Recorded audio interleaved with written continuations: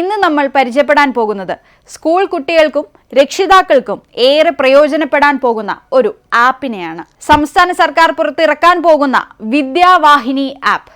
ഈ ആപ്പിന്റെ ഉപയോഗം എന്താണെന്നല്ലേ? വിദ്യാർത്ഥികൾക്ക് സുരക്ഷിത യാത്ര ഉറപ്പുവരുത്തുന്നതിനായിട്ടാണ് ഈ ആപ്പ്. അതിനായി സ്കൂൾ ബസ്സുകളിൽ GPS അധിഷ്ഠിത മൊബൈൽ ആപ്ലിക്കേഷൻ തയ്യാറാക്കുകയാണ് സംസ്ഥാന സർക്കാർ. ഈ ആപ്പിലൂടെ കുട്ടികളുടെ യാത്രാ സമയം രക്ഷിതാക്കൾക്ക് നിരീക്ഷിക്കാനാകും എന്നതാണ് ഇതിൻ്റെ ഏറ്റവും വലിയ പ്രത്യേകത. സ്കൂൾ ബസ് എവിടെ എത്തിയെന്നും തങ്ങളുടെ സ്റ്റോപ്പിൽ എത്തിച്ചേരാൻ എത്ര സമയമെടുക്കുമെന്നും ഈ ആപ്പ് വഴി മനസ്സിലാക്കാൻ സാധിക്കും. വിദ്യാർത്ഥികൾക്ക് രാവിലെ സ്കൂളിൽ പോകാനുള്ള ഒരുക്കം ഈ ആപ്പ് നോക്കി ക്രമീകരിക്കാം എന്നുള്ളതാണ് സ്കൂൾ കുട്ടികൾക്കും രക്ഷിതാക്കൾക്കും ഈ ആപ്പ് ഏറെ പ്രയോജനപ്പെടും എന്ന് പറയാൻ കാരണം. ആപ്പിൻ്റെ ഭാഗമായി ടോൾ ഫ്രീ നമ്പറും ഏർപ്പെടുത്തും. KSRTC ബസ്സുകളുടെ സമയക്രമം GPS അധിഷ്ഠിതമായി ഡിജിറ്റൈസ് ചെയ്യുന്നതിന് റൂട്ട് മാനേജ്മെന്റ് സിസ്റ്റവും ഇതിൽ നടപ്പാക്കും.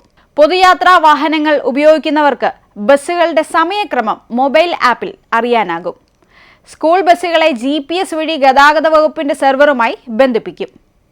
20,000 സ്കൂൾ ബസ്സുകളാണ് കേരളത്തിൽ ഇപ്പോഴുള്ളത്.